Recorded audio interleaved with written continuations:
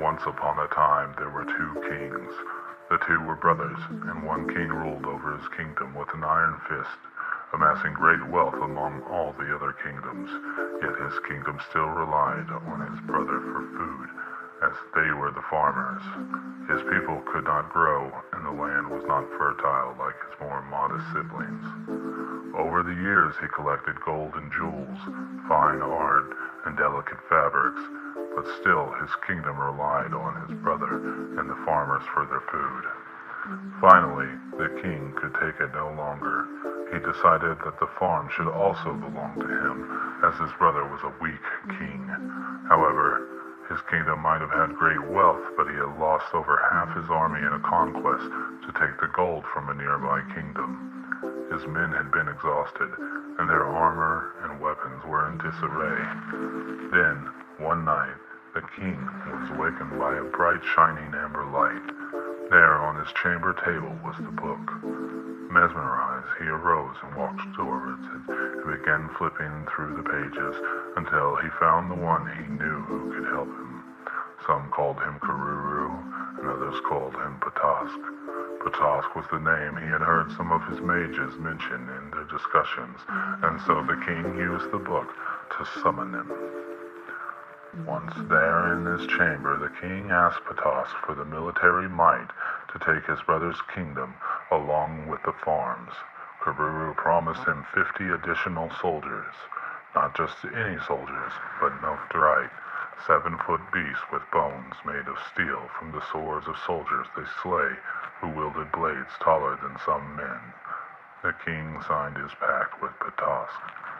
The king marched his army to the border between the two kingdoms and met with his brother.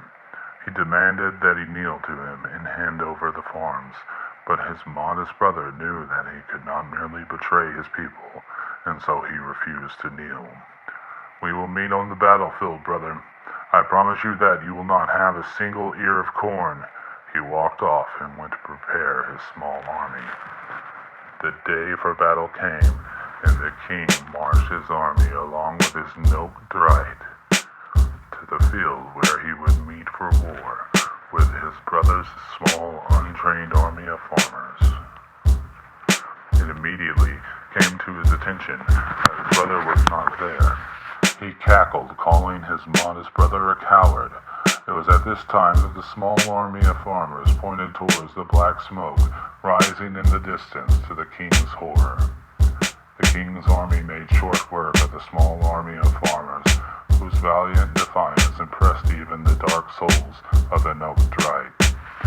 Afterwards, the king saw the Nokdrite disappear into the woods, and he and his men rode towards the black smoke in the distance. Upon his arrival, he was met by the queen, holding a chalice. The king instructed his men to tie him to a pyre and light it with their torches. "By now, all the crops are ash, and with this poison, I curse this soil for the rest of time." As winter set in, the king's people began to starve with no food in sight. Eventually, they turned to each other and began to eat the dead as the king locked himself in the castle. Soon, even his knights left him as the gold he gave them became worthless in a land with no meat or corn.